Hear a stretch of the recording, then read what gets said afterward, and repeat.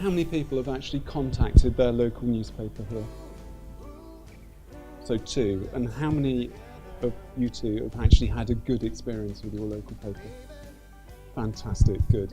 Because I think the first thing I would say to you all is a newspaper that doesn't give you a good response isn't doing its job.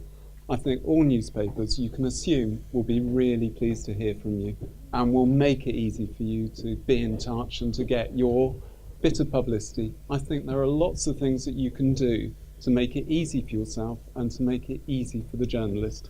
So I've come up with a bit of a hit list of things that will make it much more easy for you. The first thing you need to do when you're thinking about contacting a newspaper is make sure you find the right person. Just phone up and speak to the reception and say, who do I need to speak to get something into a newspaper? It's so important to that you go directly.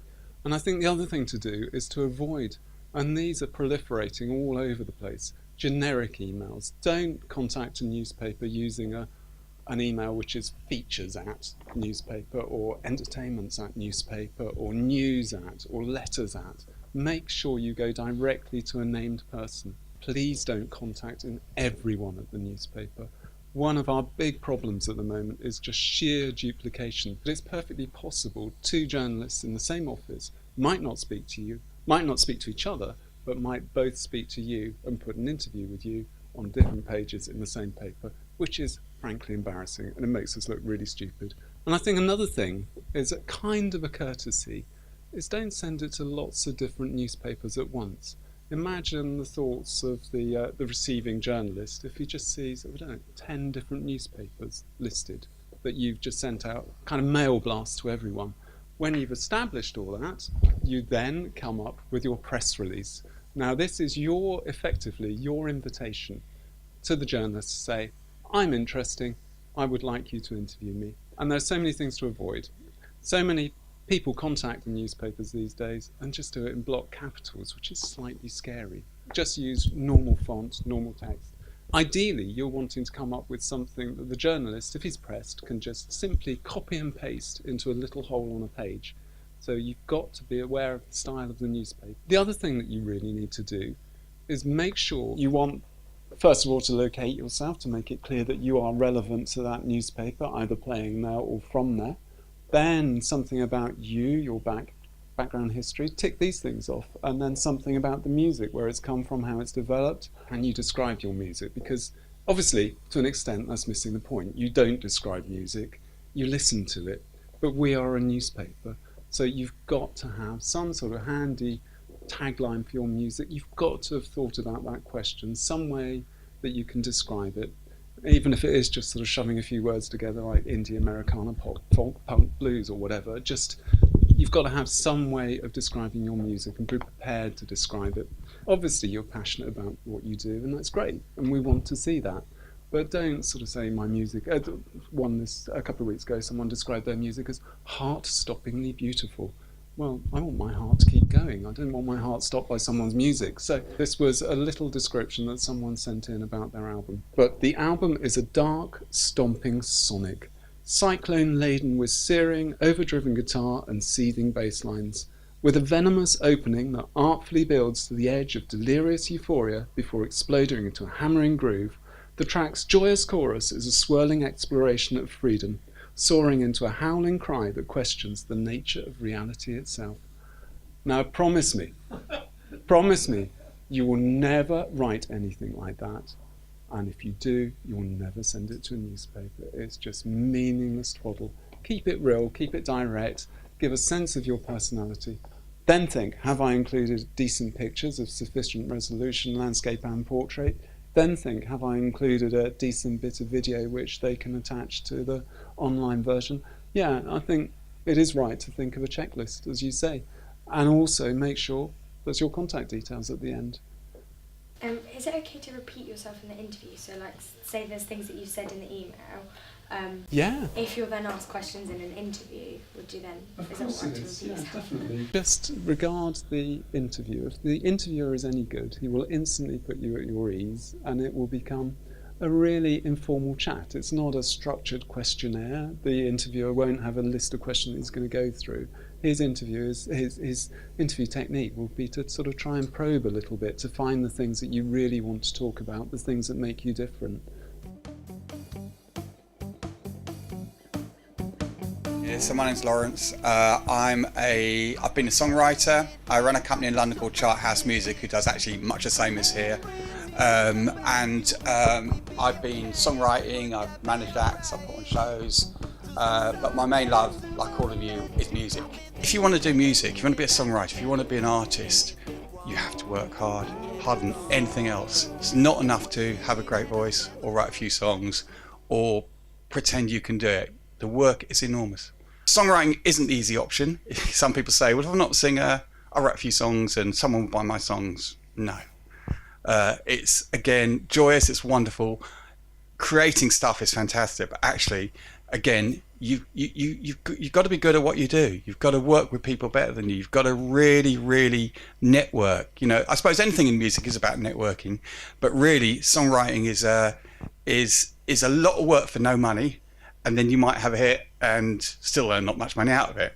So for me, for songwriting, I've always thought if I've got the cake, the songwriting's a cherry on the cake. If you make a few quid out of that, that's fantastic. As a songwriter, you sign a publishing deal who look after your songs. As an artist, you sign a record deal. So for me, I was offered a very small publishing deal, which enabled me to buy some better equipment, start working with better people. So I wrote with a guy, very young, a guy who wrote a song for Jennifer Lopez called Waiting for Tonight. And I've never been so intimidated when, you know, it's like this big writer. I'm just this little writer who's written a few songs. And he was the loveliest guy. He was fantastic. We wrote a really good song.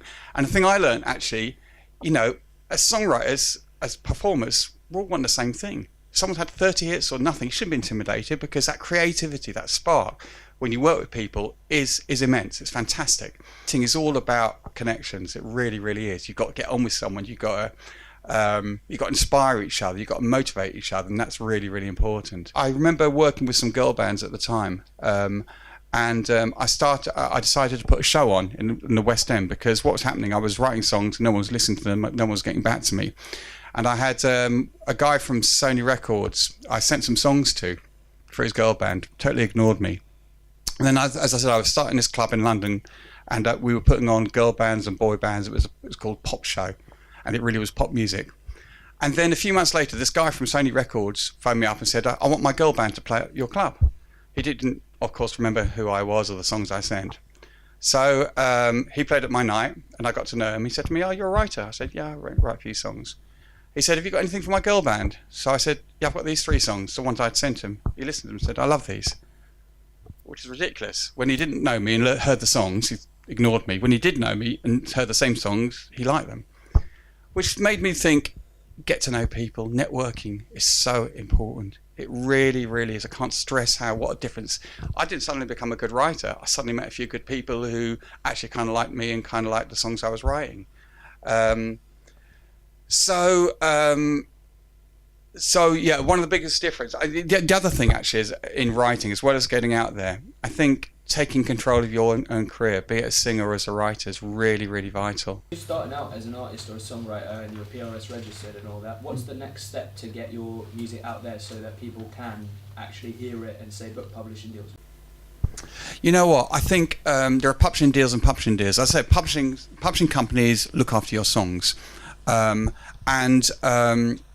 terms of getting it out there or getting a deal, for a good publishing deal, being honest, you've got to have some traction. You've got to be earning money out of your songs, which actually is not as hard as people may think, because every time, as you may aware, may or not be aware, every time you hear a song on a radio, they've got to pay you. Every time you play a gig, they've got to pay you. The PRS pays you. They collect the money and give to you. So in answer to your question, what's the next step? I mean, PRS are just the organisation that collect the money. So it's your job to go and earn the money for them to collect. So what would you do next? Absolutely everything. In terms of, are you talking about you've got a song out there, you want it promoted? What's the scenario? Like, so I'm both an artist and a writer, and so as an artist I write for myself, and as a writer I can write for myself but also write for other people.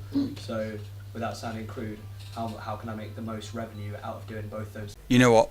You said it. Both those things. It really is. I mean, what I did do actually, is write with everyone else. Write with loads of people. Write with singers who are performers, because you know if they're playing loads of gigs, you'll earn money.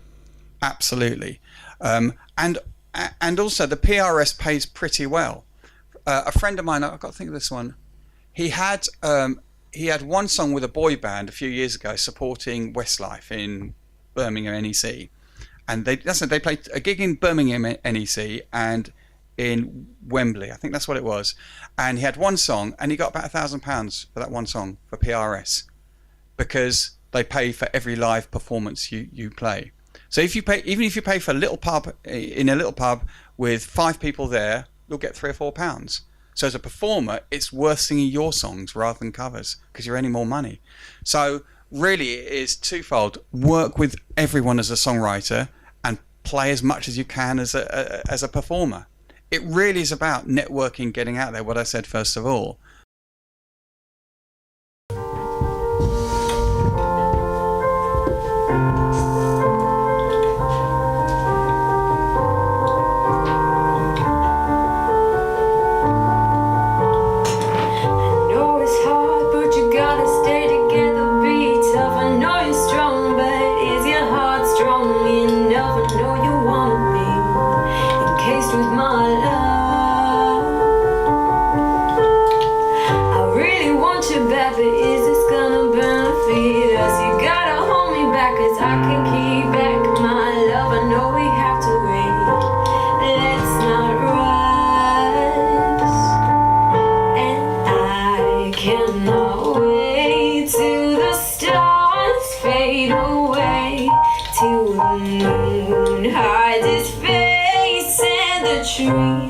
They don't wait for another day, and I wanna run away with you, and I don't wanna ruin your tune, and I really do love you, and I will run to the moon for you.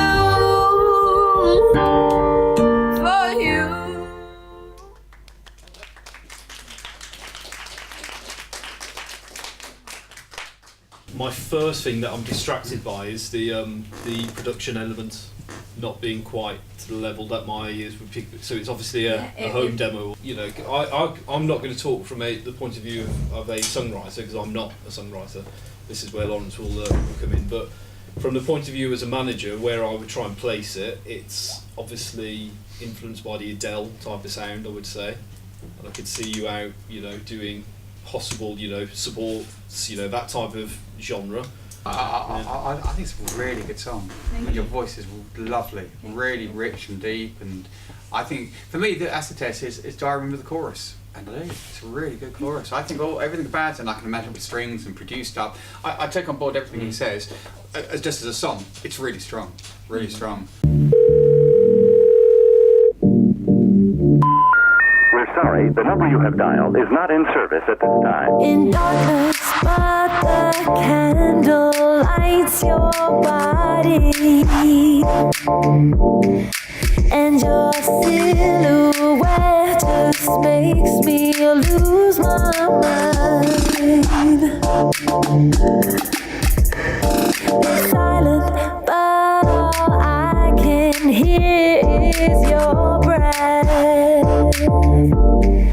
and I forget all of my doubts about mankind.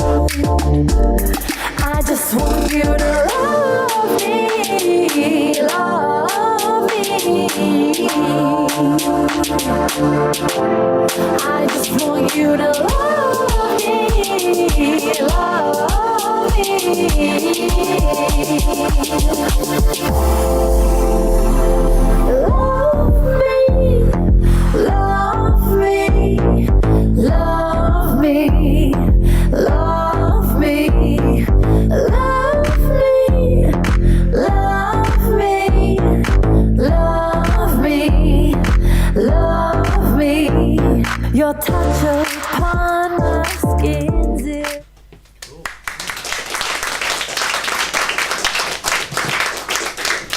what I like about that is normally when I listen to a lot of artists, I can pick straight away who it sounds like, and I can normally go, oh yeah, it sounds like so and so, and it's that I can pick anyone that it sounds specifically like, and I go, that sounds exactly like that. So it's got its own unique sound to it, which is great. I think that's. I think it's a good song. I think it's a good song. I don't think it's being very honest. I don't think it's an A-list big massive hit, but it's a good solid song which could easily do okay. Have you got dance mixes on it? What do you mean? When you release a song, you a lot of them have like different sort of mixes on there. Have you just done the one mix? Yeah. Might be an idea, because again it is more club based. Get different genre mixes, because then the DJs, different specialist DJs can get it out. They're really important actually, and you can get producers who would just do it because they like, send them over the vocal files. That's what people email me about. Using the vocals. Absolutely, and then yeah. Absolutely, and I think that if you get different mixes for that, get 5 or 6 different mixes. Yeah. Because then the DJs will take different mixes and play at the clubs. Because I come back to dance music, where it can be an easier route. But I would concur. I think the production's. I think it's decent. I think it's a good production, but maybe a few other mixes would really help.